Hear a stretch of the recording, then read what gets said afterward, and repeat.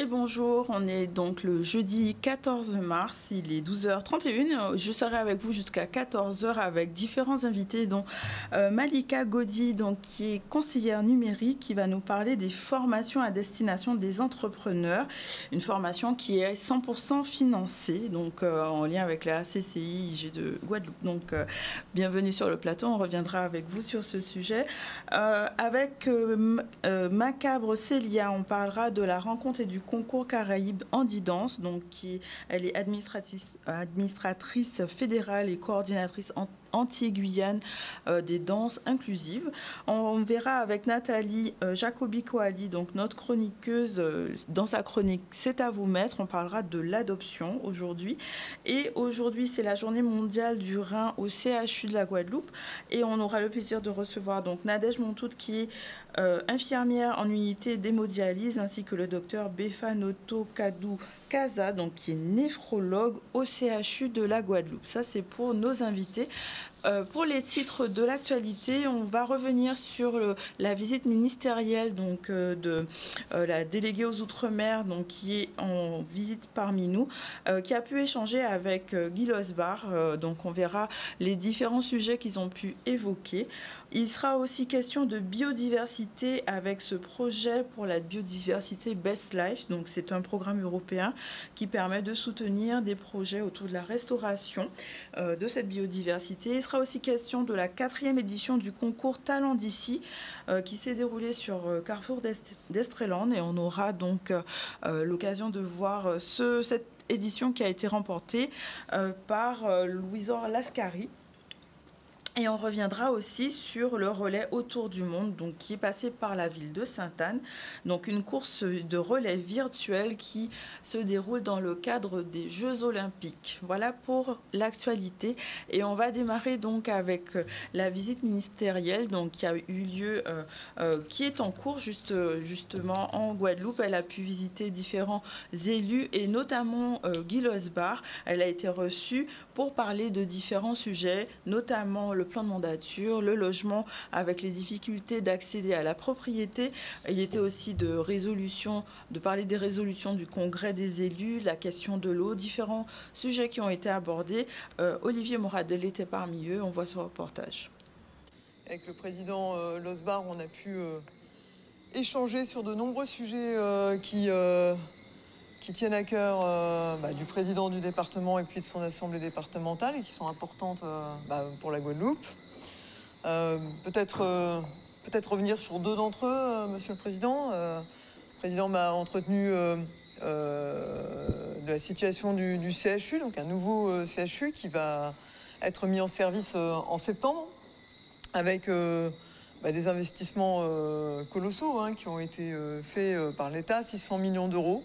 Donc une réalisation dont on est fier. Moi, je tenais dans ce cadre-là à souligner les efforts que faisait le président en tant que président du conseil de surveillance de ce CHU sur la façon de bien accompagner le nouveau CHU dans le plan de redressement et lui dire que quand ce plan de redressement sera prêt, Monsieur le Président, je crois en mai, de ce que je comprends, je serai attentive aux propositions que vous émettrez.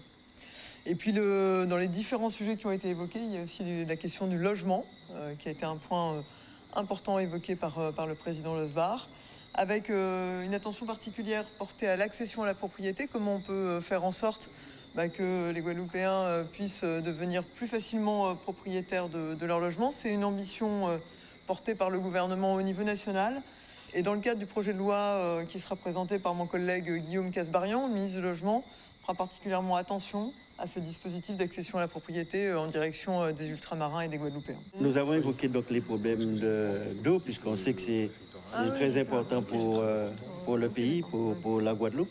Et d'ailleurs, il y a eu une gouvernance à 4 qui a été mise en place avec l'État, la région, le département Et tous les trimestres, on explique quels sont donc les résultats.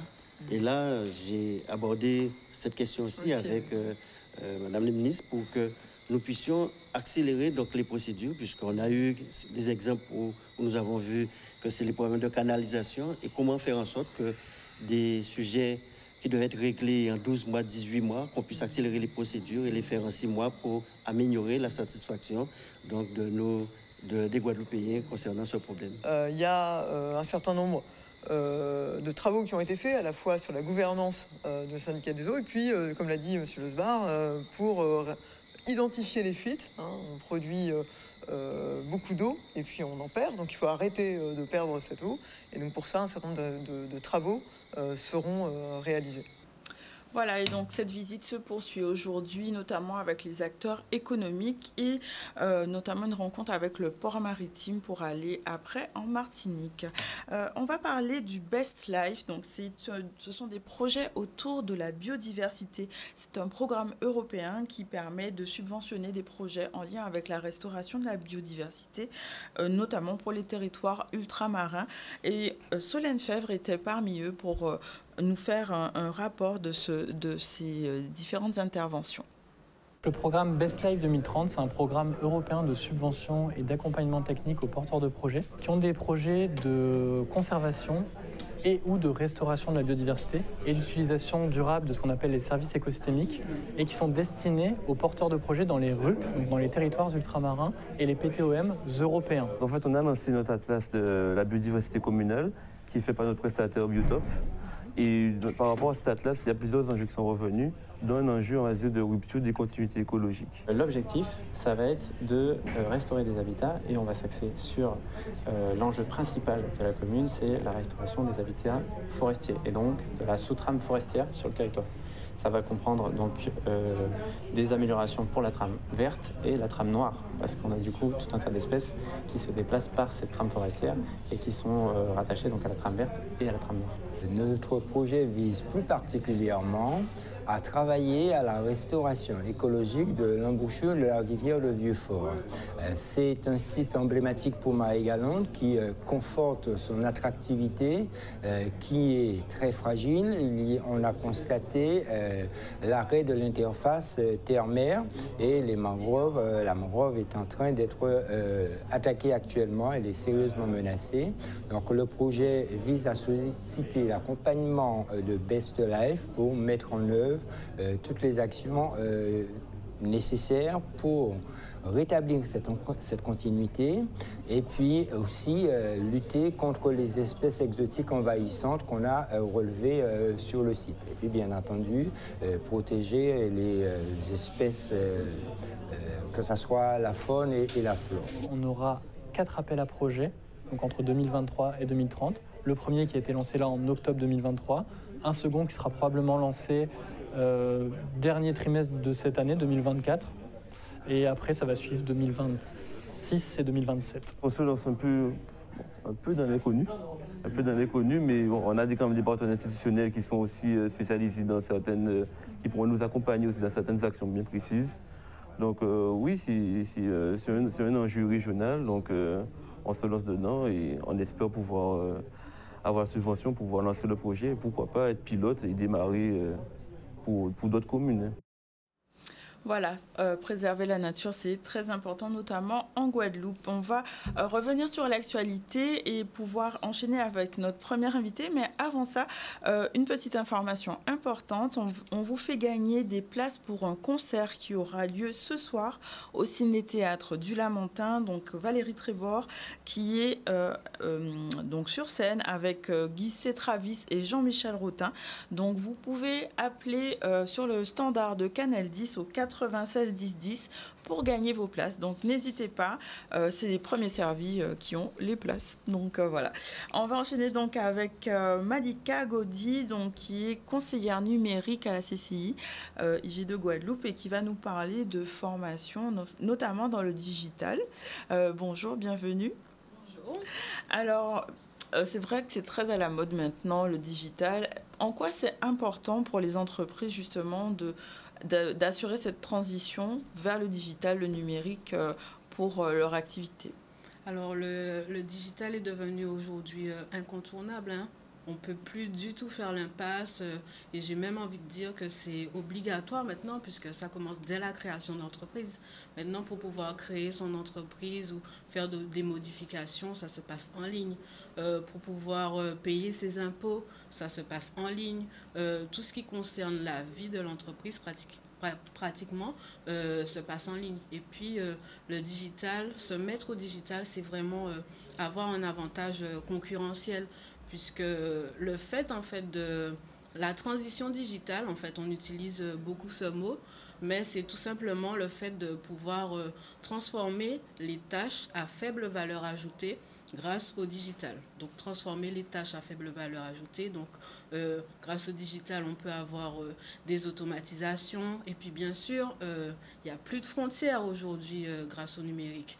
Donc au niveau de la visibilité, puisque toute entreprise qui est créée et qui a besoin d'être pérenne doit être vue et a besoin d'avoir un certain nombre d'outils pour pouvoir tout simplement faciliter sa gestion. Que ce soit la gestion des stocks, la gestion des coûts, la gestion du personnel. J'ai parlé également de visibilité, de communication. Tout ça, c'est pour toutes ces raisons que le digital est aujourd'hui primordial. Et du coup, alors, bon, c'est vrai que là, vous parlez de tous les avantages qu'il y a à transitionner vers le numérique, mais est-ce qu'il y a des défis particuliers pour les entreprises d'assurer cette transition? Est-ce que c'est compliqué pour les entreprises? Alors, je ne dirais pas que c'est compliqué parce que notre présence aujourd'hui est la preuve que ce n'est pas compliqué puisqu'il y a des accompagnements qui sont proposés, mais c'est vrai qu'il y a énormément de défis auxquels les entreprises doivent faire face. Je vais parler d'actualités récentes. Hier encore, Pôle emploi a été victime de cyberattaques. Oui. L'État a été victime de cyberattaques. La région Guadeloupe a été victime de cyberattaques. Parce que tout simplement, pourquoi ? Parce qu'on a de plus en plus d'usages numériques. Aujourd'hui, il y a beaucoup de téléspectateurs qui nous regardent depuis le digital, qui nous regardent en live sur Facebook depuis leur téléphone. On fait tout avec le téléphone, on fait tout, comme je le disais tout à l'heure, avec le numérique. Donc, il faut savoir que forcément, ça laisse une trace. Donc, on a des données et donc, aujourd'hui, nos données valent de l'or. Donc, un des premiers défis, c'est de pouvoir un petit peu se dégager de cette peur, en fait, de la peur de tout ce qu'on ne connaît pas. Et c'est vraiment pour ça qu'on est là et qu'on fait un travail de terrain également, puisqu'on a un certain nombre on a mis en place un parcours numérique à la CCI, dans lequel on accompagne, les chefs d'entreprise à travers de la sensibilisation, à travers des conférences débats. On fait également des ateliers, des diagnostics, exactement, pour que le chef d'entreprise puisse savoir où est-ce qu'il se positionne, de quoi il pourrait avoir besoin, puisque c'est vrai que quand on parle de digital, on a peut-être tendance à se dire « Ah ben, il faut que je crée un site internet ». Donc, c'est pas que ça. Voilà, c'est pas que ça et c'est pas forcément obligatoire. Donc, c'est pour ça que là, on permet aux chefs d'entreprise de pouvoir savoir où ils en sont pour savoir de quoi ils auraient besoin. On parle de maturité digitale. Qu'est-ce que c'est, maturité digitale pour une entreprise? La maturité digitale, c'est tout simplement, comme je disais tout à l'heure, son niveau, en fait. À savoir, est-ce qu'il a un niveau expert? Est-ce qu'il a un niveau débutant? Est-ce qu'il a un niveau intermédiaire? Et ça, en fait, ça dépend tout simplement de est-ce qu'il est formé? Est-ce qu'il sait ce que c'est que le RGPD, le Règlement général pour la protection des données, auquel tout chef d'entreprise est soumis? Est-ce que, par exemple, il a établi une stratégie? Et c'est d'ailleurs pour ça qu'on accompagne et qu'on martèle l'importance d'avoir une stratégie. Parce qu'il ne suffit pas de se lancer et de faire quelque chose parce qu'on a vu que son concurrent a fait. C'est ça, exactement. Exactement. Ouais. On est là vraiment pour... D'ailleurs, on a commencé l'année avec un Open Coffee, donc une conférence débat, et le titre, c'était « Les résolutions digitales 2024 ». Et il en est ressorti qu'on arrête le chocage en 2024. Il faut se faire accompagner parce qu'aujourd'hui, il y a un certain nombre de choses que le chef d'entreprise est capable de faire seul, mais il y a des choses qu'il doit connaître pour pouvoir faire seul, mais aussi pour pouvoir déléguer. Pour pouvoir déléguer, il faut savoir ce qu'on veut, il faut savoir de qui s'entourer, il faut avoir le bon vocabulaire, et en fait, on est là pour ça. Donc, en fait, vous proposez du coup différentes formation, programme, enfin en tout cas accompagnement. Est-ce que vous pouvez nous citer justement le parcours? On a parlé d'Open Office, donc ça c'est pour la sensibilisation, mais voilà, si moi je suis entrepreneur, j'ai une entreprise, je vais vers vous, qu'est-ce que vous me proposez? Alors, effectivement, on a parlé des Open Coffee. On a également des digitours. Et c'est là aussi que je disais qu'on va sur le terrain, puisque une des volontés de notre président de commission numérique, c'est vraiment d'aller sur le terrain à la rencontre des chefs d'entreprise, puisque on le disait tout à l'heure, il y a des freins. Pourquoi? Parce que tout ce qu'on ne connaît pas fait peur. Donc, du coup, on va sur le terrain, on travaille avec des collectivités pour aller au plus près des chefs d'entreprise, pour faire des réunions d'information, pour les sensibiliser sur le sujet du numérique et également s'initier, puisqu'on est accompagné par le cyberbus de la région. Et ça, ce sont dans les événements qu'on appelle les digitours. Ensuite, pour pouvoir aller plus loin, on fait également appel à des experts dans leur domaine, puisqu'il faut savoir que l'équipe numérique de la CCI est composée d'experts, puisque notre métier, notre cœur de métier, c'est vraiment le digital, le marketing, tous les métiers, certains métiers liés au numérique, puisqu'il y a beaucoup de métiers liés au numérique. Et par exemple, dans nos ateliers, qu'on appelle les boosters numériques, on s'entoure d'experts. Le prochain atelier, par exemple, ce sera pour apprendre aux chefs d'entreprise à tirer parti de WhatsApp Business. Là, on aura une experte qui va venir, qui va intervenir. Et quand on parle d'atelier, c'est de la pratique, vraiment. Donc, c'est pour pouvoir mettre les choses en application tout de suite et retourner dès qu'on retourne dans l'entreprise. C'est pratico-pratique. Exactement. C'est vraiment pour la personne qui vient, c'est pas quelque chose de standardisé en fait. Exactement. Et puis ensuite, nous avons répondu également à un appel à projet de BPI France et France Num, dans lequel nous dispensons des formations. Donc, et pourquoi je parlais tout à l'heure de stratégie, l'importance de la stratégie, parce que c'est la première chose qu'il faut faire en fait, se demander quels sont mes objectifs, avec quelle est ma cible. Et comment le numérique peut m'aider aussi. Exactement, comment le numérique peut m'aider, de combien je dispose, de combien j'aurais besoin. Donc, et tout ça à travers nos 2 formations, donc dans le dispositif Transfonum, 2 formations qui sont gratuite pour le chef d'entreprise, mais j'aime pas, voilà. On paye. C'est ça. Oh, d'accord. C'est ça. J'aime pas utiliser le mot gratuit. Oui, mais parce que c'est vrai que, voilà, ça parle tout de suite. Mais qui sont prises en charge par l'État. C'est-à-dire que le chef d'entreprise, s'il a 2 ans d'existence, si son entreprise a plus de 2 ans d'existence, et s'il a au moins 15 000 € de chiffre d'affaires sur l'un des 3 derniers exercices, il peut se faire accompagner sans rien débourser, pour créer sa stratégie numérique et pour également apprendre à booster son chiffre d'affaires grâce aux réseaux sociaux. Puisque le but d'une entreprise, c'est d'être pérenne, de pouvoir générer du chiffre d'affaires. Et là, en fait, on vous apprend concrètement comment le faire, en fait. Quel réseau social choisir, comment faire son calendrier éditorial, qu'est-ce qui fait qu'une vidéo est réussie ou pas. Donc, c'est pris en charge à 100%, en fait, cette formation. Et c'est une formation qui dure combien de temps? Alors, c'est une formation qui dure 12 heures.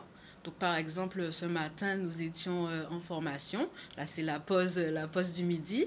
Mais c'est une formation qui dure 12 heures. Donc, on a fait un format hybride. On a une journée entière de 8 heures pendant laquelle les chefs d'entreprise viennent à la CCI et où ma collègue Aurélie Budon et moi-même, nous animons la formation pour pouvoir dispenser aux chefs d'entreprise des savoirs. Mais également, il y a toujours une partie pratique. On essaye vraiment de faire quelque chose d'assez ludique et le but, c'est de pouvoir que ça soit applicable tout de suite puisqu'on est conscient que les chefs d'entreprise n'ont pas le temps. Le temps, c'est la ressource la plus précieuse. Donc, du coup, on essaye vraiment d'être efficace et vraiment, les retours sont sont positifs, vraiment positifs. Et puis la deuxième partie se passe en distanciel sur une demi-journée. Donc du coup, la première journée, on les a déjà vus, on les connaît. Et du coup, pour la seconde partie, ils sont beaucoup plus autonomes et à l'aise pour être en distanciel. Et du coup, pourquoi cette volonté de faire en hybride, ça aurait pu être en total distanciel? C'est une volonté vraiment de relationnel, de contact, de créer un réseau? Mais forcément, parce qu'en fait, les chefs d'entreprise, en fait, je dis que chaque fois que le chef d'entreprise va dans une conférence, dans une formation, en fait, il y a énormément ce côté relationnel-là. Donc, il y a beaucoup de partenariats qui se nouent. Les contacts sont échangés. Par exemple, quelqu'un qui a un hébergement touristique voit qu'un agrotransformateur fait des choses à base de fruits à pain, donc il veut l'intégrer à son hébergement. Et c'est vraiment, on est là également pour pouvoir créer du lien. Et dans chacun de nos événements, il y a toujours une petite partie networking, puisque en fait, les chefs d'entreprise, ils ont besoin de se rencontrer, d'échanger. Et là, le Covid est fini, donc il faut sortir de chez soi. Mais c'est vrai que pourquoi la deuxième partie en distanciel? Parce que aussi, c'est plus pratique, parce que les chefs d'entreprise également, ils ont... Des fois, certains chefs d'entreprise sont obligés de fermer leurs entreprises pour pouvoir venir. Donc, être en distanciel, ça leur permet de pouvoir assurer une permanence dans leurs entreprises. Et puis, c'est autre chose aussi. Puis, ça permet aussi d'utiliser le digital, tout simplement. D'accord. Et donc, condition, donc 2 ans d'existence, au moins 15 000 € de chiffre d'affaires. Et si on ne rentre pas dans ce format, justement, dans ces conditions-là, quelles sont les autres options? On a parlé de l'open office, du booster. Est-ce qu'il y a une autre alternative? Alors, on propose également des accompagnements. Alors, on a également des sessions qui seront prévues, mais dans le format booster. C'est-à-dire que c'est nous qui allons dispenser ces formations-là. Mais du coup, ce sera dispensé dans un format booster. Et le coût de la formation sera à la charge des entreprises. Mais il faut toujours garder en tête qu'il s'agit d'un investissement. Il faut aussi, on est là aussi pour ça, parce que c'est vrai on a été habitué à avoir des choses qui sont gratuites ou prises en charge, mais ce sont des formations de qualité et pour pouvoir générer du chiffre d'affaires, il faut pouvoir investir également. Et ça, c'est vraiment important. Donc, il y a moyen, parce que je sais qu'il y a beaucoup d'entreprises qui ne sont pas éligibles, puisque c'est quand on se lance qu'on va faire sa stratégie. Donc, on peut toujours dispenser la formation, sauf qu'elle sera à la charge de l'entreprise.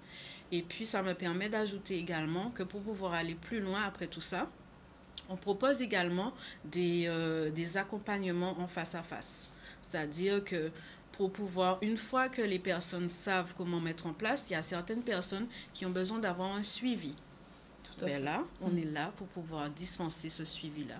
Et on fait également de l'assistance à maîtrise d'ouvrage, c'est-à-dire que, par exemple, si vous voulez créer votre site Internet et que vous voulez que nous soyons l'interface entre le prestataire et vous, puisque vous y connaissez pas, mais vous savez ce que vous voulez, mais vous ne savez pas comment le formuler, comment bien choisir son prestataire, l'équipe numérique de la Chambre de commerce est également à la disposition des chefs d'entreprise pour passer à l'action tout simplement, parce qu'on a besoin d'action. D'accord. On a parlé de cybersécurité tout à l'heure. Quelles seraient du coup les bonnes pratiques pour un entrepreneur à avoir? Alors, la première chose à faire, c'est d'avoir un mot de passe robuste, puisque la première chose qui donne accès à vos données, si par exemple sur votre ordinateur, il n'y a pas de mot de passe, alors imaginez bien que quelqu'un qui passe, il va se connecter sur Google, et puis comme vous avez enregistré tous vos mots de passe sur Chrome, il va aller sur votre banque en ligne, il va aller sur Gmail, il va aller sur tout. Donc, la première chose à faire, c'est vraiment d'avoir un mot de passe robuste, c'est-à-dire un mot de passe avec au moins 12 caractères, avec des chiffres, des lettres, des majuscules et aussi des caractères spéciaux. Voilà. Et en fait, je sais que maintenant, je disais que les usages numériques se multiplient, donc on a tous énormément accès à beaucoup d'espaces personnels en ligne. Donc, c'est pour ça que c'est aussi intéressant de pouvoir se doter d'un gestionnaire de mots de passe ou d'un coffre-fort en ligne. Et il y a une liste de coffres-forts en ligne ou de mots de passe sur le site de France Num. D'accord. Donc, toutes ces informations-là, on peut les avoir justement en participant à vos formations. Est-ce que il y a des dates précises ou comment on s'inscrit, comment on peut venir vers vous? Alors, pour venir vers nous, il suffit de composer notre numéro de téléphone. On est également joignable. Ah oui, voilà. Il y a le WhatsApp. On est également joignable et réactif sur WhatsApp. D'ailleurs, privilégiez le WhatsApp parce que soit on est en formation, soit on est en train d'accompagner un client ou on est sur un plateau, là comme maintenant. Alors que si vous envoyez un message WhatsApp avec votre demande, on peut très facilement revenir vers vous. De la même manière, si vous envoyez un email, vous recevrez toutes les informations nécessaires. On vous enverra le lien direct pour vous inscrire à l'une de nos 2 formations. Il y a également d'autres formations qui sont... Chaque entreprise a droit à 3 formations. Chaque entreprise éligible a droit à 3 formations. Donc, vous pouvez très bien faire l'une de nos 2 formations. Et comme l'appel à projet a été mené dans le cadre d'un consortium, nous travaillons également avec la CCI de la Martinique et deux prestataires privés qui proposent des formations, par exemple pour créer son site internet, pour apprendre à utiliser Canva. Il y a également des formations spécialement pour les restaurateurs et les entreprises du tourisme. D'accord, merci beaucoup pour toutes ces informations. Donc à très bientôt. N'hésitez pas à revenir vers nous pour d'autres formations, tout ce que vous proposez. On va pouvoir faire notre première pause publicitaire. N'oubliez pas que vous avez des places à gagner. On appelle le 96 10 10 pour le concert donc, de Valérie Tribord et on se retrouve tout à l'heure. Oui, et donc c'est la deuxième partie du ZCL. On va recevoir tout à l'heure donc Célia Macabre, qui est administratrice fédérale, qui représente la coordination, coordinatrice de l'Andidance, et elle va nous parler des rencontres qui auront lieu donc le 19 mars ainsi que le 21 mars. On parle d'une masterclass. Bienvenue sur le plateau. On va revenir sur cette intervention tout à l'heure et avec Nathalie Jacobi-Coadi, donc notre chroniqueuse. On va parler de l'adoption. Donc, il y a plusieurs termes. Il y a 2 types d'adoption, ce que nous verrons tout à l'heure. Oui, on va en parler tout à l'heure. On va revenir déjà sur les places que vous avez à gagner. Donc, le concert, c'est ce soir. Donc, c'est au Ciné-Théâtre du Lamentin. Valérie Tribord, qui est en invité avec JC, Travis et Jean-Michel Rotin. Donc, vous avez la possibilité d'avoir des places. N'hésitez pas à appeler 96 10 10. C'est ce soir, donc vraiment, n'hésitez pas. On va revenir sur l'actualité et on parle justement du concours Talent d'ici, donc qui a eu lieu sur Carrefour d'Estreland, et on a eu la réponse de la lauréate qui a gagné cette 4e édition. Ce concours justement met en avant le goût du partage et invite les artistes locaux et à inviter les artistes locaux justement à explorer la richesse de cette thématique. On voit un reportage de Charlie Dagounien pour savoir qui a gagné ce concours. C'est notre marque Produit d'ici qui met en valeur la production locale qui a été lancée en 2016 et qui nous permet de repérer, qui permet aux clients de repérer les produits qui sont fabriqués localement dans nos linéaires. Et dans le cadre de cette marque Produit d'ici, nous avons lancé l'opération Talent d'ici, qui va aller faire un concours entre des artistes qui vont devoir chaque année décrire les produits locaux selon leur humeur et selon une incitation qu'on va leur donner pour entrer dans un concours. Et aujourd'hui, nous allons révéler le gagnant du concours Talent d'ici 2023 qui va être reproduit sur des cabas dans le magasin. Le concours me plaisait, l'idée en fait de pouvoir déposer une œuvre sur un sac cabas me plaisait énormément et finalement l'énoncé du concours m'avait touchée aussi puisqu'il s'agit d'une association qui a été mise en avant, donc la PIPD, qui lutte contre la drépanocytose et on fait l'information aussi. Et il y a le thème aussi, le goût du partage, puisque je suis art thérapeute et le goût du partage, le partage fait partie de l'ADN de mon métier et de mon savoir-être. L'idée, c'est de valoriser la production locale. Alors, on la valorisera dans nos rayons, dans nos catalogues, dans notre communication, et puis on la valorise aussi à travers des œuvres d'art, elles aussi locales, qui vont mettre en valeur ces produits. Notre intérêt, notre envie, notre volonté, c'est de développer la production locale et qu'elle se voit de toutes les façons possibles. Eh bien, en fait, j'avais déjà vu les cabas pour les années précédentes et j'avoue que c'était assez plaisant de voir qu'on pouvait se promener comme ça avec un petit bout du talent d'ici et notamment celui de l'année dernière avec Cédo qui m'avait beaucoup plu. Et puis, je me disais que ça faisait... c'était un beau rayonnement, en fait. Voilà, donc nos artistes qui sont mis en valeur. On va parler maintenant d'adoption avec Nathalie Jacobi-Coali. On va lancer le générique et on revient sur l'adoption.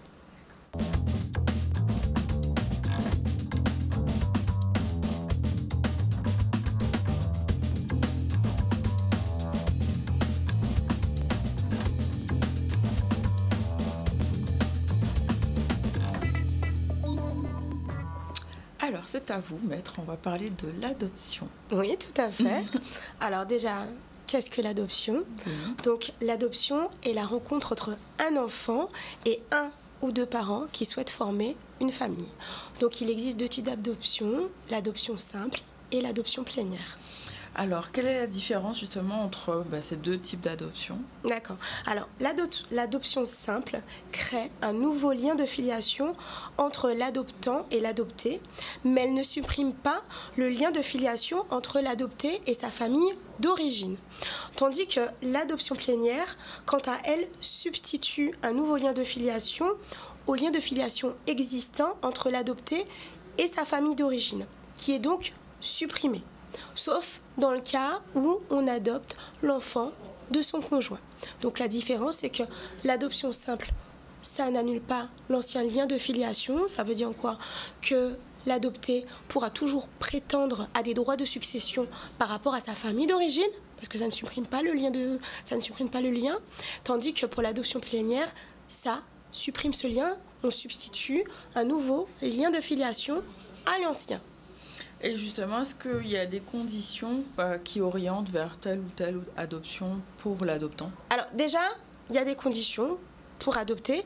Après, on opte pour une adoption simple ou une adoption plénière en fonction de la situation. D'accord ? Donc par exemple, je vais expliquer tout à l'heure que par exemple, si on veut faire une adoption plénière, il faut que l'enfant soit mineur et qu'il soit âgé maximum de 15 ans. Pour une adoption simple, on peut adopter également une personne majeure. Donc après, ça pourra dépendre de la situation des parties. Alors déjà, pour adopter, quelles sont les conditions communes pour les deux types d'adoption ? Déjà, il faut être âgé de plus de 26 ans. Il faut savoir que l'âge a été reculé parce qu'avant, il fallait être âgé de plus de 28 ans. D'accord ? Donc depuis 2022, ça a changé. Il faut qu'il existe un écart minimum de 15 ans entre l'adoptant et l'adopté. D'accord ? Et ensuite, l'adoptant peut être une personne seule, comme une personne, comme deux époux, deux partenaires liés par un PACS ou également deux concubins. Voilà les personnes qui peuvent adopter. D'accord, donc il faut avoir 28 ans. 26 ans, parce qu'avant c'était 28 ans jusqu'à 2022. Maintenant on a reculé l'âge. Il faut être âgé au moins de 26 ans pour pouvoir adopter. Donc on peut être célibataire. En dessous, on peut pas.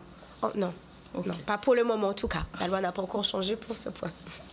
Et si justement un seul veut adopter, comment ça se passe ? Donc effectivement, si une personne célibataire souhaite adopter, ça sera la même chose que ce que je vais expliquer si par exemple c'est un couple, comme j'ai dit, couple marié, couple pacsé ou concubin. Petite chose que je souhaite rajouter. Donc s'il s'agit d'un couple marié, pacsé, donc il faudra pouvoir justifier d'une communauté de vie, c'est-à-dire que le couple vit ensemble depuis au moins 1 an. D'accord ? Il faudra pouvoir justifier de cette situation. Alors sinon, quels sont les...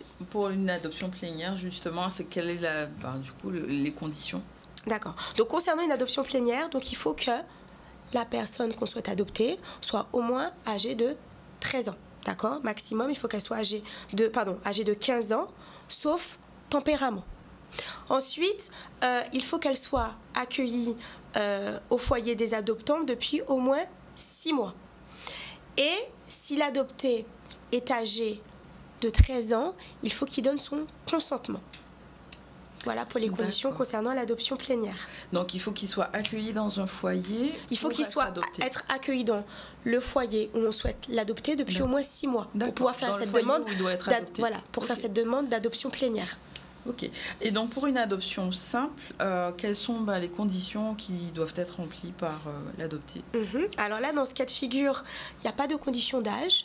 Comme je l'ai indiqué tout à l'heure, même un majeur peut être adopté dans le cadre d'une adoption simple. Donc si le mineur est âgé de 13 ans, là également, si c'est un mineur, il faudra qu'il donne son consentement. Et s'il est majeur, il faudra également qu'il donne son consentement à cette adoption. D'accord. Et donc voilà les conditions qui se distinguent entre une adoption simple et une adoption plénière, s'agissant de la personne qui sera adoptée. Et donc, quelle est la procédure judiciaire qui va permettre de solliciter cette adoption? Alors, dans les deux cas de figure, il faudra saisir le tribunal judiciaire par la voie d'une requête. La requête, le tribunal judiciaire compétent, ça sera le lieu du domicile de l'adoptant, d'accord? Parce que c'est lui qui fait la demande. Et après, dans le cadre de cette procédure, on demandera, parce que lorsqu'il s'agit de filiation, l'avis du procureur est toujours sollicité. Donc de toute façon, le procureur sera informé de cette procédure et il donnera son avis pour cette adoption. Et donc il y a une date d'effet qui est pour l'adoption si on en fait le droit à cette demande-là. Tout à fait. Donc ça sera la date de la requête qui sera retenue pour la date de l'adoption. D'accord. Et du coup, quelles sont les conséquences pour l'adoption plénière? Alors, pour l'adoption plénière, donc, comme je l'ai indiqué tout à l'heure, donc elle aura pour conséquence de rompre le lien de filiation avec la famille d'origine. Concernant les adoptants, donc si effectivement il y a 2 adoptants, donc ils pourront choisir le nom qu'ils souhaiteront donner à l'enfant. Donc, soit ça pourrait être un seul des 2 noms, soit ils pourront accoler les 2 noms. D'accord? Donc, ils auront ce choix. Ensuite, l'enfant aura un nouvel acte de naissance qui établira son nouveau lien de filiation. Les adoptants pourront également demander à changer le prénom de l'enfant. Et si effectivement il s'agit d'un enfant étranger et que les adoptants sont des Français, il va acquérir la nationalité française par le même biais de cette adoption. Donc, ça aura des conséquences à différents niveaux.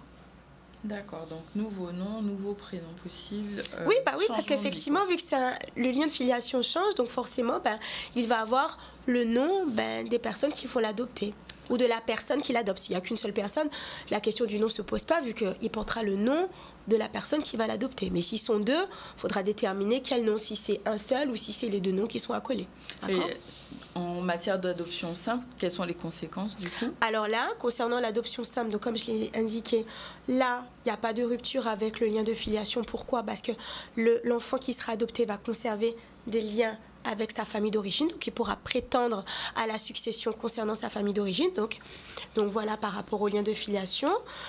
Ensuite, concernant le nom, pareil, donc l'adoptant pourra changer le nom de l'enfant. Concernant le prénom également, il pourra faire aussi cette demande. Par contre, s'agissant de la nationalité française, là, ce n'est pas comme pour l'adoption plénière. Si effectivement l'enfant n'est pas français ou la personne majeure n'est pas française, là, ça sera par le biais d'une déclaration qu'on pourra obtenir cette nationalité française. Et si l'enfant il est majeur, il faudra qu'il fasse une procédure de naturalisation. D'accord. Et du coup, l'adoption, c'est irrévocable? Ça va dépendre du cas de figure. S'il s'agit d'une adoption plénière, c'est irrévocable. S'il s'agit d'une adoption simple, elle pourrait être révocable, mais que pour des motifs graves. Donc, c'est vraiment exceptionnel. D'accord. Bon, en tout cas, merci pour cet éclairage sur l'adoption et sur ces différentes options possibles en matière d'adoption. D'accord. Merci beaucoup. On va parler maintenant d'Handi-Danse. Donc, c'est une discipline artistique inclusive qui permet aux personnes en situation de handicap de s'exprimer par le mouvement. Et donc, Célia Macabre, vous êtes donc coordinatrice anti-Guyane de l'Handi-Danse Guadeloupe. Et bienvenue donc sur le plateau. Bonsoir, déjà. Merci. Merci. Et vous allez nous parler de la rencontre qui aura lieu le 19 mars. C'est exact. Alors, effectivement, la Fédération Handi-Danse Adaptée Inclusive donc, organise le mardi 19 mars la rencontre et le concours Caraïbes de Handi-Danse. Donc, cette rencontre et ce concours aura lieu en 2 parties. Donc, la première partie de 10h à midi. Et la deuxième partie de 13h à 16h. Donc, cette rencontre et concours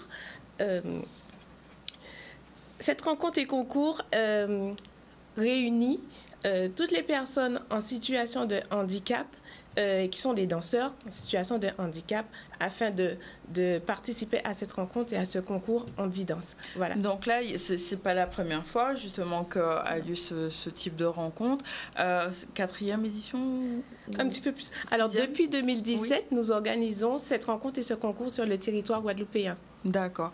Est-ce que vous pouvez nous parler de l'impact justement de ces rencontres sur les handi-danseurs et comment justement c'est perçu cette rencontre au niveau déjà local et peut-être national aussi? D'accord.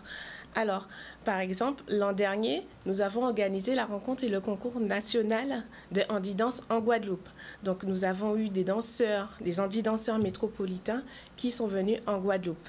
Donc, déjà, au niveau de l'impact, vu que nous faisons partie de la Fédération Handi-Danse Adaptée Inclusive, donc au niveau de l'impact, au niveau national et international, donc nous sommes reconnus.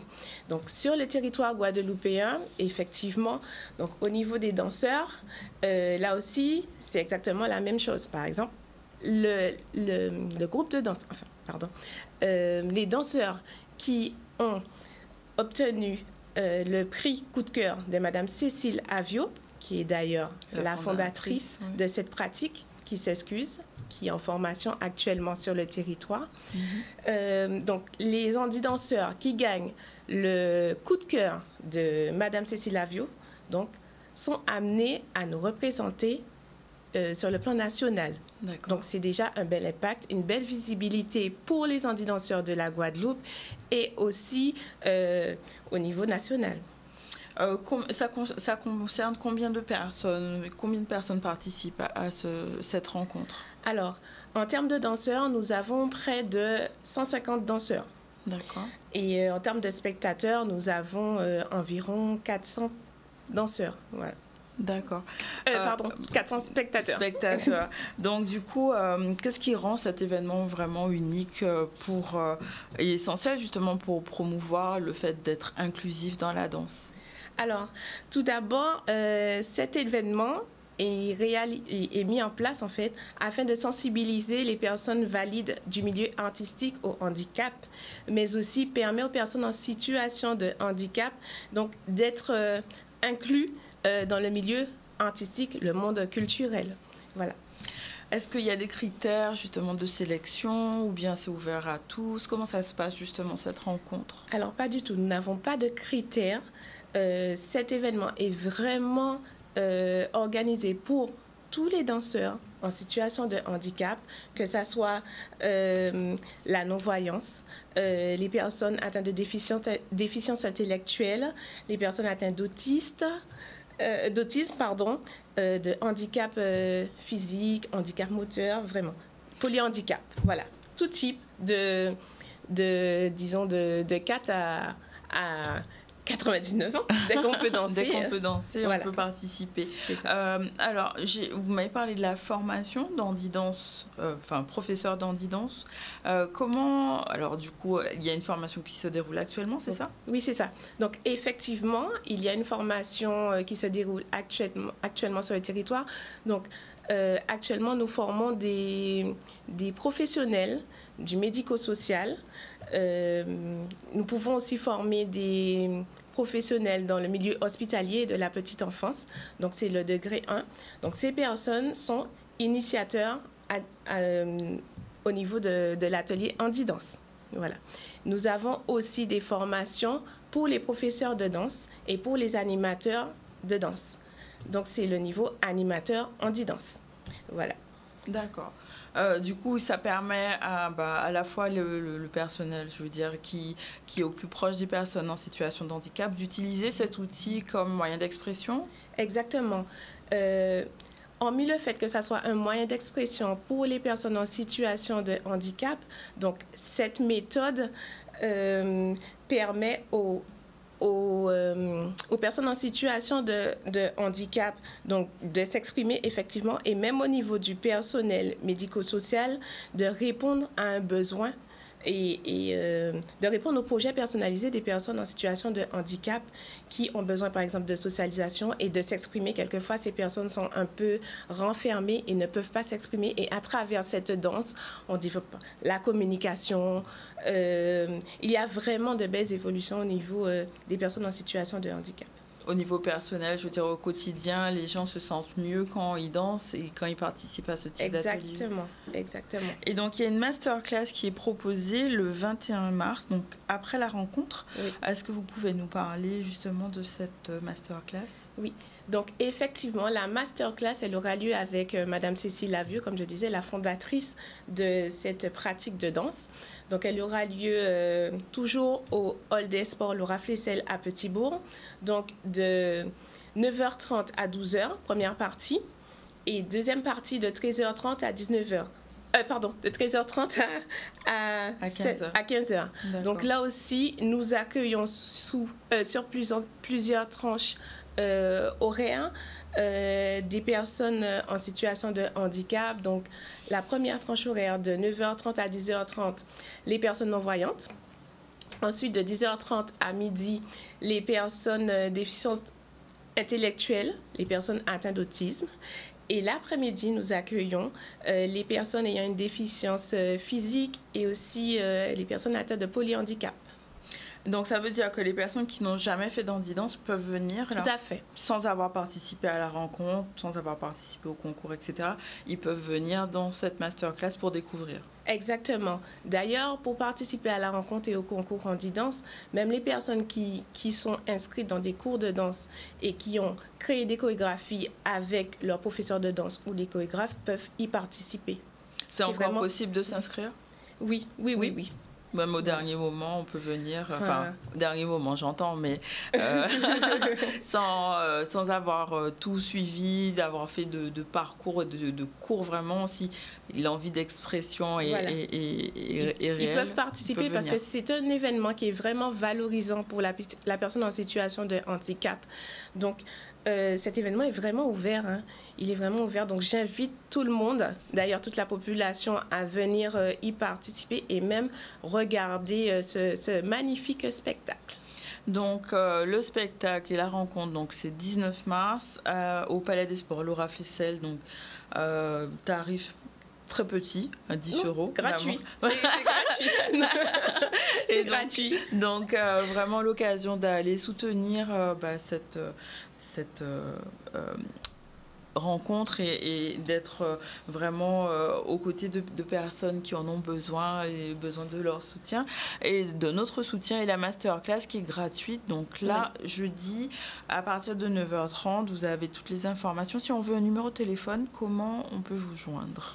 Alors, vous pouvez nous joindre au 06 90 40 34 29. 40 34 29. Il y a aussi le site www.handidance-avio.com. Donc, il y a toutes les informations sur les rencontres et sur les formations qui se déroulent au niveau national et au niveau du territoire guadeloupéen.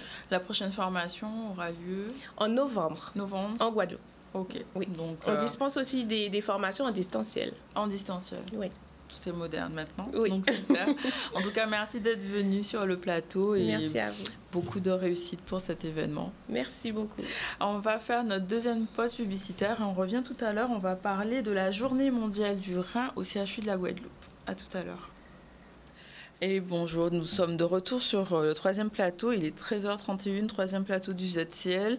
On va recevoir tout à l'heure donc Nadège Montout qui est infirmière en unité d'hémodialyse, ainsi que le docteur Befanoto Kadoukaza, donc qui est néphrologue au CHU de la Guadeloupe. Ils vont nous parler de la journée mondiale du rein qui est le 14 mars, donc aujourd'hui.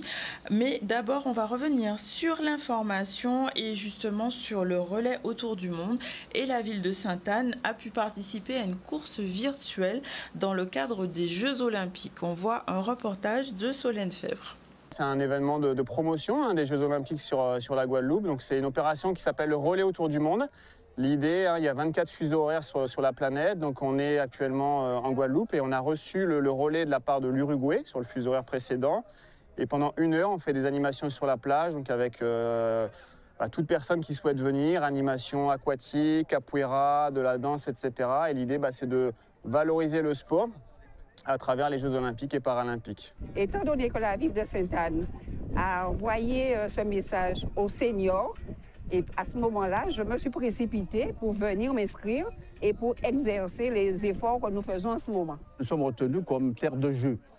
Donc nous voulons effectivement transmettre et inciter la population, les jeunes, pour les faire comprendre que les Jeux Olympiques, c'est quelque chose de très important. Je crois pour la France, ce sera peut-être une fois, parce qu'il faut tourner dans le monde, mais profiter de cette occasion, cette belle commune de Sainte-Anne, à accueillir le drapeau que j'ai personnellement porté il y a quelques mois, et maintenant le relais que je transmets à d'autres pays. C'est ouvert à tous, c'est gratuit, c'est toute cette semaine sur la plage de Sainte-Anne, donc nous on fait un focus là ce matin, mais c'est toute la semaine. Et l'idée, c'est de permettre aux gens qui le veulent de faire du sport. Je pense qu'on a un cadre magnifique avec la plage derrière, c'est exceptionnel. Et puis on a un groupe de gros cas, on a des éducateurs sportifs qui sont présents ce matin. Donc l'idée, c'est vraiment de permettre à tout le monde qui le souhaite de faire du sport le matin et d'être en bonne santé. Pourquoi pas un événement comme cela pour permettre aux Sainte-Annais ou qu'importe les gens de la Guadeloupe de participer. Comme ça, on sera beaucoup plus nombreux, bien sûr. Parce que comme c'est la première fois, c'est la première saison, alors beaucoup de gens n'ont pas su pour venir, mais autrement dit, c'est quelque chose de bien, surtout pour quand on a un certain âge. Ça, on profite. C'est pas trop dur, ça va? C'est un peu chaud, mais il faut faire avec. On aura d'autres exercices de ce genre. Il y a un planning d'exercices que nous ferons à Deauville, dans le Beau, dans la campagne, et que à tout âge, seniors, jeunes, qui peuvent venir aller dans cette manifestation.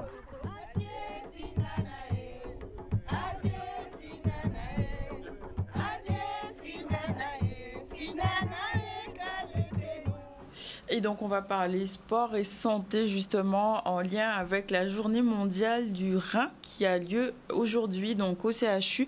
Une première activité a eu lieu ce mardi et on reçoit maintenant donc Nadège Montout, bonjour, infirmière à l'unité d'hémodialyse donc du CHU de la Guadeloupe, et le docteur Befanoto Kadoukaza donc qui est néphrologue, coordinateur du projet et chef de service en néphrologie au CHU de la Guadeloupe. Donc bonjour, bienvenue sur le plateau. On va parler de la maladie rénale. On peut déjà définir qu'est-ce que c'est que cette maladie rénale.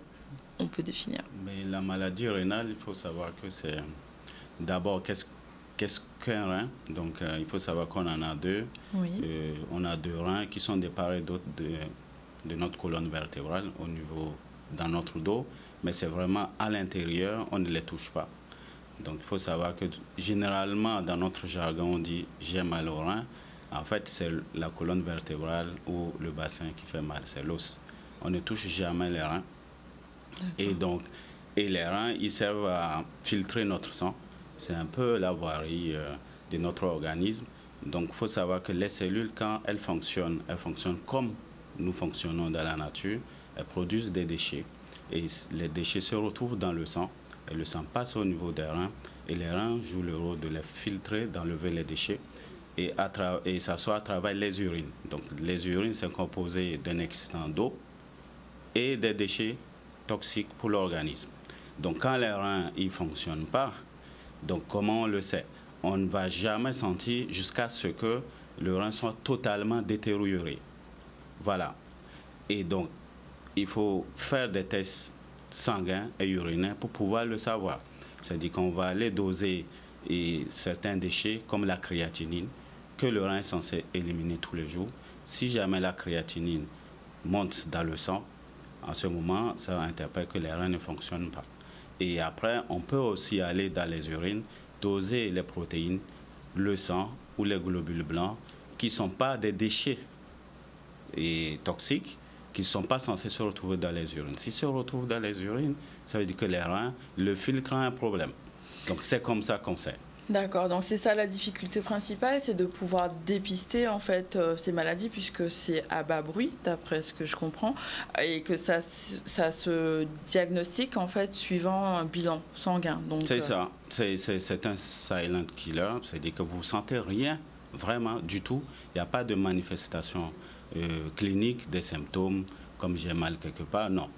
Quand vous commencez à développer les symptômes, c'est quand vraiment le rein complètement ne fonctionne pas. C'est-à-dire que vous allez commencer à avoir fatigué, c'est que les déchets sont de trop dans votre organisme, le taux de sang va descendre. Là, c'est vraiment au stade où on doit trouver une solution de remplacement, soit la dialyse, c'est-à-dire que nettoyer votre sang par la machine, ou vous greffez d'un rein. Là, ça s'appelle la greffe rénale. Et ce n'est pas banal parce que la dialyse, c'est assez lourd comme traitement. Et la greffe aussi, on vous fait la greffe. Après, il faut prendre le traitement aussi à vie. Et donc, voilà, il faut éviter ça. Pour l'éviter, il faut aller en amont. C'est d'où la journée mondiale du rein, semaine nationale du rein qu'on fait chaque année pour aller dépister en amont. Donc justement, une personne qui ne sait pas qu'elle a une maladie rénale, comment elle peut se dire qu'il y a un problème? Je viens de dire, il faut aller au-delà. Il ne faut pas attendre de sentir est-ce que je suis malade ou pas. C'est pour ça que surtout quand on est à risque, il faut savoir que la moitié des gens qui dialysent ou qui sont greffés dans le monde, y compris en Guadeloupe, c'est soit le diabète, soit l'hypertension artérielle, ou les deux associés, plus de la moitié. En sachant que pour diagnostiquer le diabète ou l'hypertension, ce n'est pas compliqué, c'est de prendre le tensiomètre, prendre sa tension et faire un test de glycémie. Et donc, vous voyez, si vous voyez le médecin traitant au moins une fois à l'année, s'il y a un problème, il saura. Et le médecin, il fait des check-ups, c'est-à-dire qu'il fait le bilan sanguin et urinaire, surtout les groupes à risque. Voilà. Donc, alors, l'insuffisance du coup rénale, ça concerne combien de personnes à peu près en Guadeloupe? Il faut savoir que l'insuffisance rénale chronique au stade de dialyse ou de greffe, c'est ça qu'on connaît. C'est-à-dire que c'est ceux pour qui ça ne fonctionne plus. Coup, donc, on sait qu'ils sont à peu près 700 qui sont dialysés sur l'archipel et il y a plus de 300 qui ont été greffés. C'est nous qui greffons sur les 3 territoires Antilles et Guyane, c'est-à-dire nous greffons les Martiniquais, la Guyane et la Guadeloupe. Et ceux qui sont greffés en Guadeloupe, ils sont plus de 300 qui sont suivis actuellement. Et quand on est greffé, est-ce qu'on est dialysé ou bien on n'a plus besoin du coup de la dialyse? Alors, c'est soit vous êtes greffé, soit vous êtes dialysé. Donc, on peut commencer la dialyse le temps de vous préparer pour faire la greffe, s'il n'y a pas de problème qui contredit, parce qu'il faut avoir la compatibilité. Sinon, l'idéal, c'est la greffe. Mais en attendant, il faut remplacer artificiellement les reins et c'est la dialyse. D'accord. Du coup, alors, Nadège Montou, quelles sont les activités et les événements qui sont prévus pour sensibiliser le public à cette maladie du rein? Oui, donc chaque année, il faut savoir qu'il y a la semaine du rein qui est organisée donc, sur le territoire et plus largement au niveau du territoire national. Et donc, c'est l'occasion pour les professionnels de santé que nous sommes de pouvoir dépister, informer, faire de l'éducation à la santé qui relève de notre rôle propre, comme j'ai pour habitude de le dire en tant qu'infirmière surtout, puisqu'on a tendance à perdre en fait ce rôle d'information et d'éducation à la santé, puisqu'on est notamment au CHU.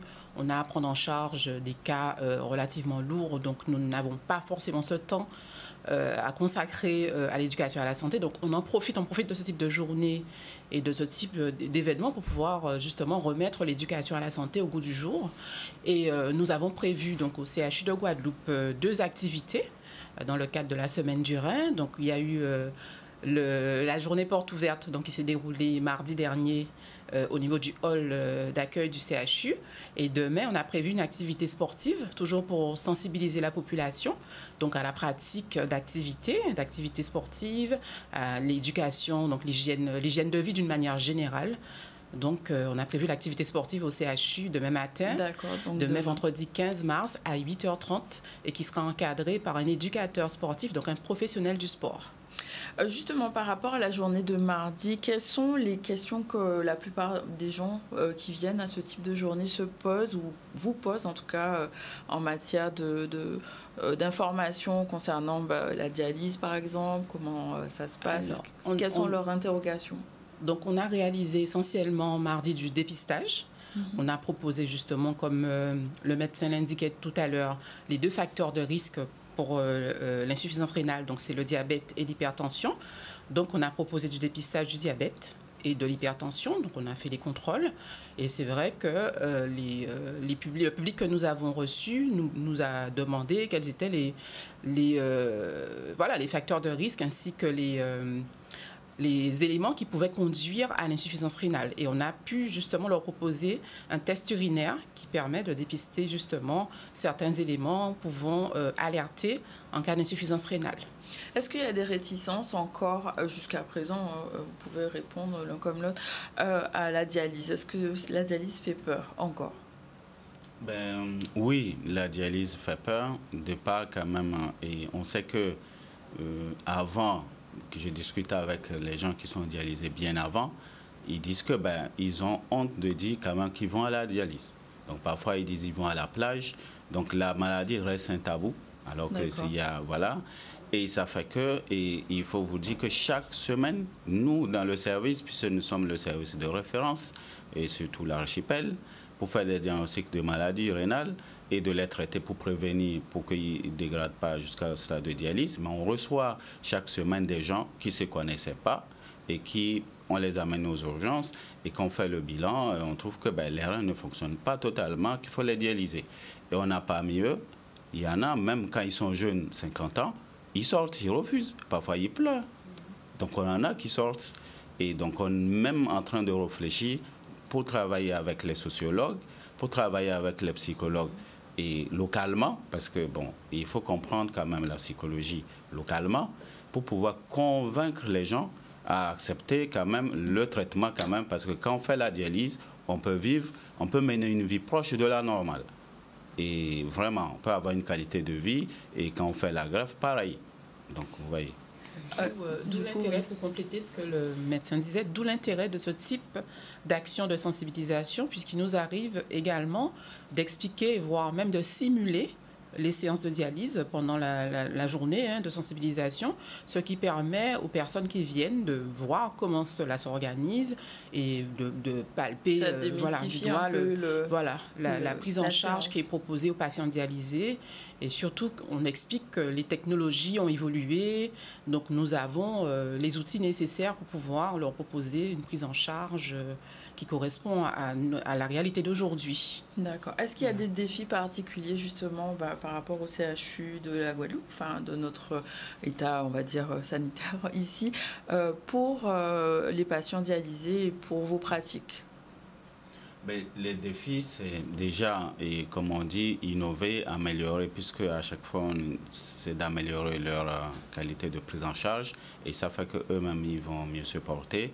Mais le défi, c'est pouvoir augmenter et la capacité de pouvoir greffer les gens, et d'abord augmenter le nombre de donneurs, parce qu'il y a beaucoup de refus quand il y a des gens, pour un oui, pour un non, ils ne peuvent plus vivre, et qu'ils peuvent donner leur de rein, qui peut sortir 2 patients de la dialyse.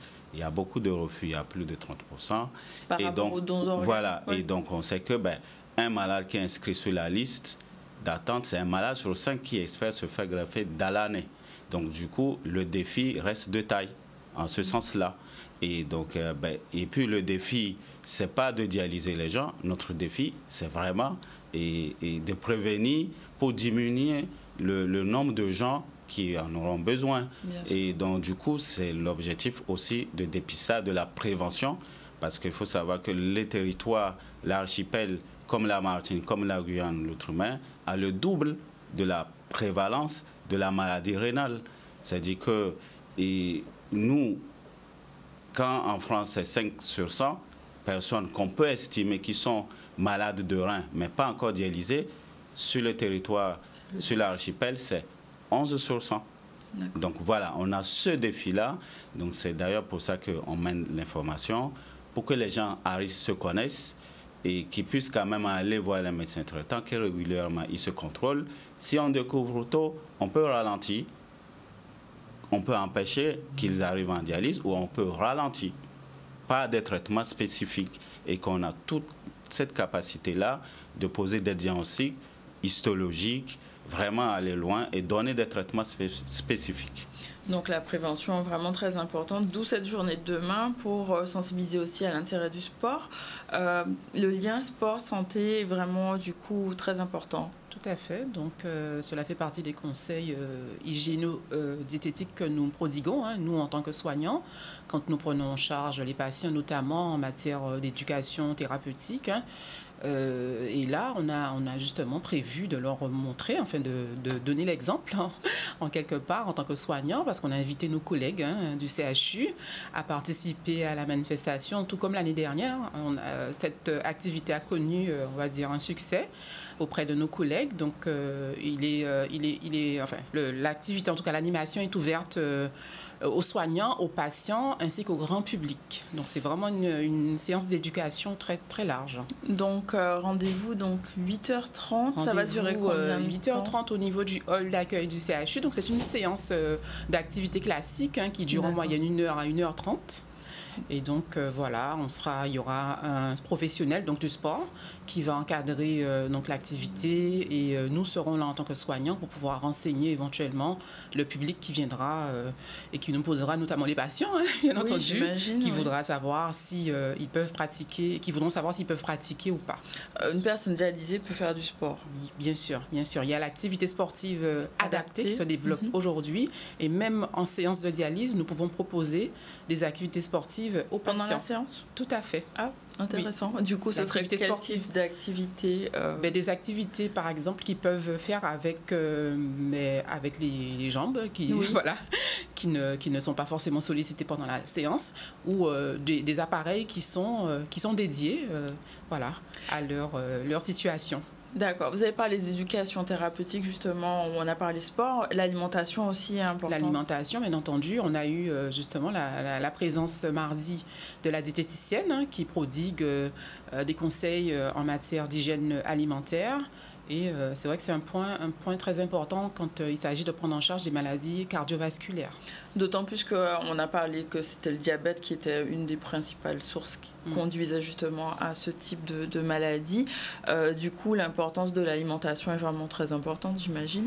Oui, donc, et ceci m'amène quand même à rappeler quels sont les gens qui sont plus à risque. Nous tous, nous sommes à risque, mais c'est surtout quand on est diabétique et on a l'hypertension, quand on a un poids qui dépasse la normale, qu'on appelle l'obésité, vous voyez. Donc, quand on a plus de 60 ans, parce que quand on a plus de 40 ans, les reins commencent à se fragiliser. Donc, quand on a plus de 60 ans, on est à risque. Quand on a des gens qui sont malades de reins, qui ont dialysé dans la famille, ça veut dire qu'on a quand même à risque. Quand on a des pathologies cardiovasculaires, quand on a pris des traitements anti-inflammatoires, comme ibuprofène, tous ces traitements-là, Voltaren, qui sont très toxiques pour le rein. Il y a des médicaments pour le cancer. C'est parfois, il y a des toxicités pour le rein. Donc, quand on est dans cette catégorie-là, il faut appliquer ce que moi j'appelle les 8 règles d'or pour se maintenir ses reins en bonne santé. C'est vraiment pratiquer une activité physique régulièrement. Manger sainement, ça dit que c'est manger moins salé, moins gras, moins sucré. Et essayer aussi d'arrêter de fumer parce que la fumée, la nicotine, ça intoxique directement le rein. Donc, et puis, il faut boire suffisamment d'eau, surtout nous sommes dans une zone tropicale, c'est au moins 1,5 litre, 2 litres d'eau. Quand il fait chaud, il faut boire plus. Voilà, et donc si on est aussi à risque, il faut aller voir un médecin régulièrement, tous les 6 mois, tous les ans, fait un bilan qui comprend le bilan sanguin, le bilan urinaire, qui va doser la créatinine, les protéines, le sang, les globules rouges, globules blancs dans les urines. Et s'il y a une anomalie, le médecin n'hésite pas à vous adresser au CHU, qui est le centre de référence. On pourra pratiquer la biopsie rénale, on pourra savoir qu'est-ce qui se passe au niveau des reins.